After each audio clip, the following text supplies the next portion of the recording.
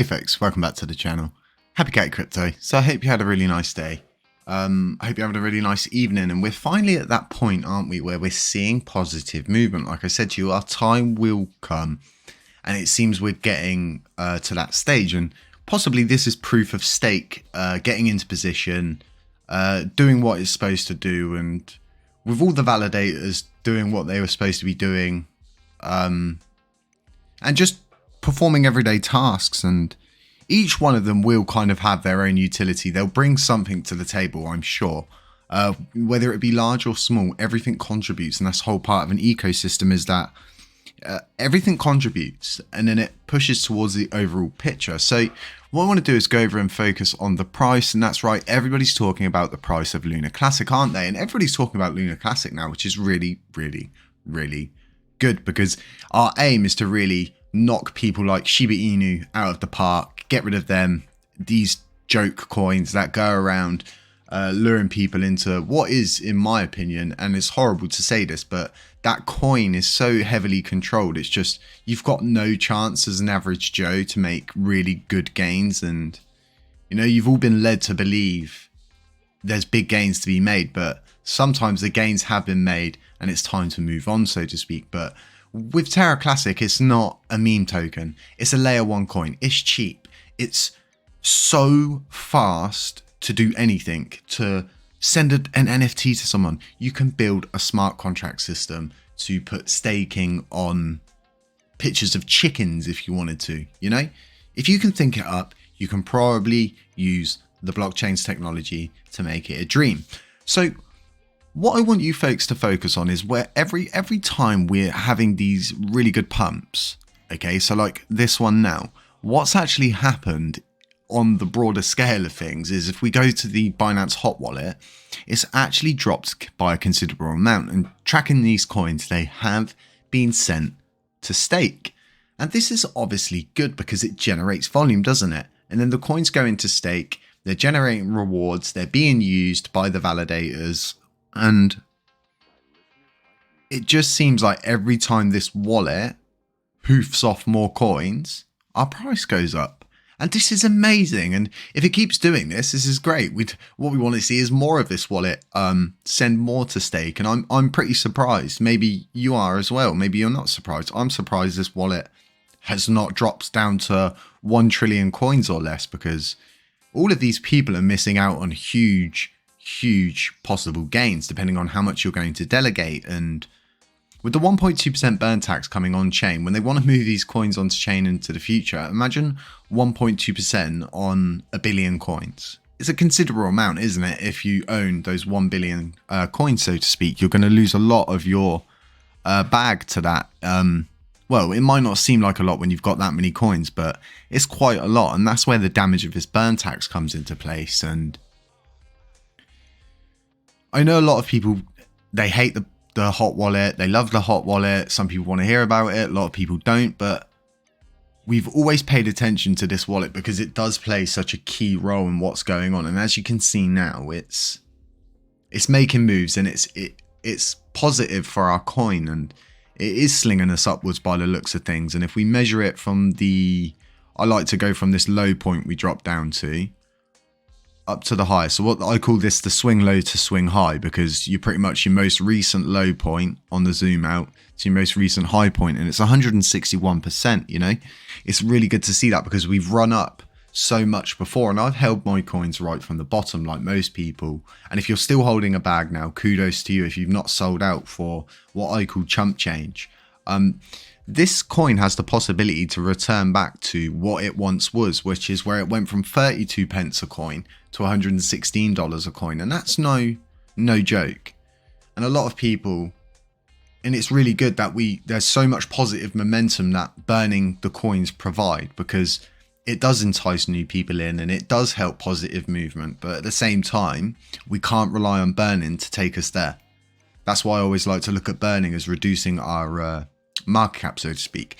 Now, the last thing I really want to speak to you folks about is the Agora text I put up, and a lot of people are, you know, jumping on me. I've had loads of direct messages. It's really funny because people just don't read things, and I clearly stated in there, it's just for the removal of the burn tax. It doesn't remove anything else in this proposal. It doesn't reverse anything in this proposal that has already been put into place.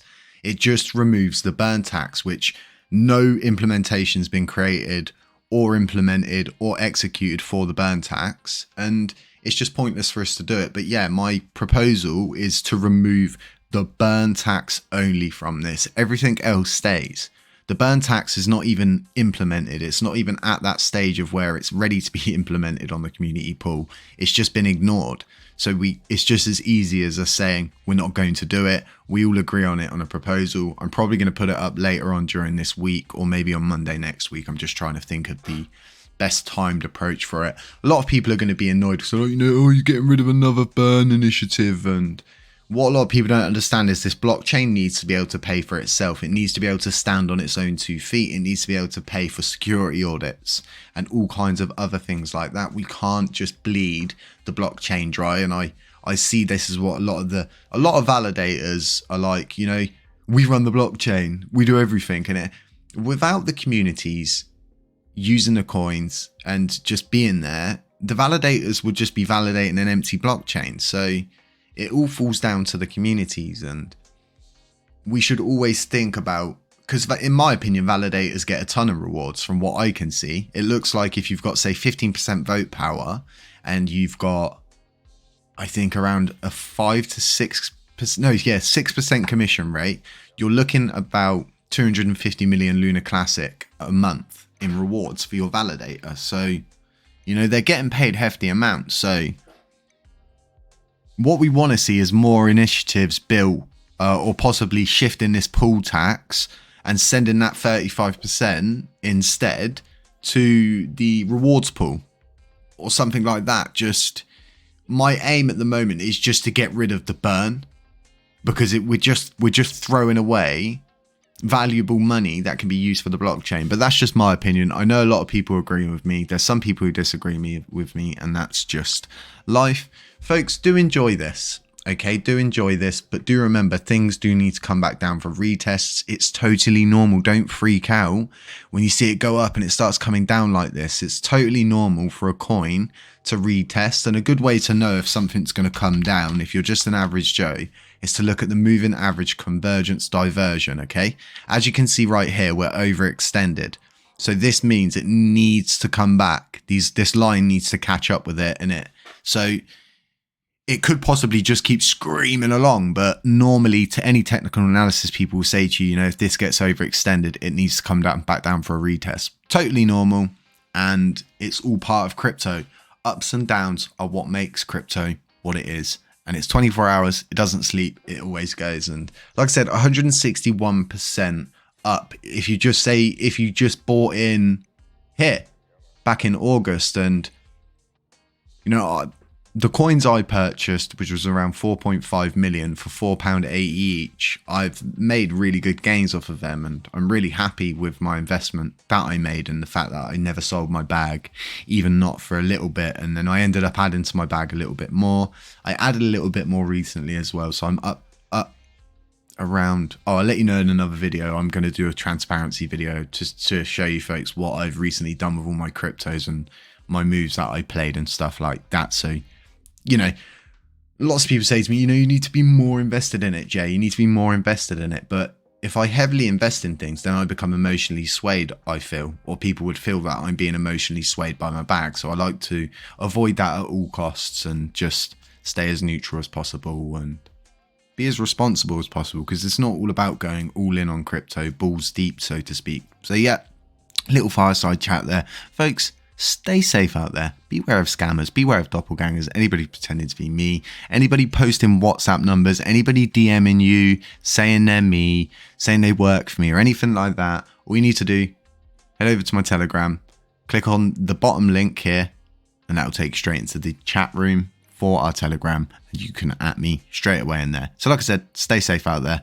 It's not financial advice. If you haven't subscribed here, consider subscribing, consider supporting us, consider helping us grow, gain more reach, help more people, and just get truth, trust, and transparency out there and set an example for people influencing the overall community. Love you so much, guys. Stay safe out there. catch you in the next one.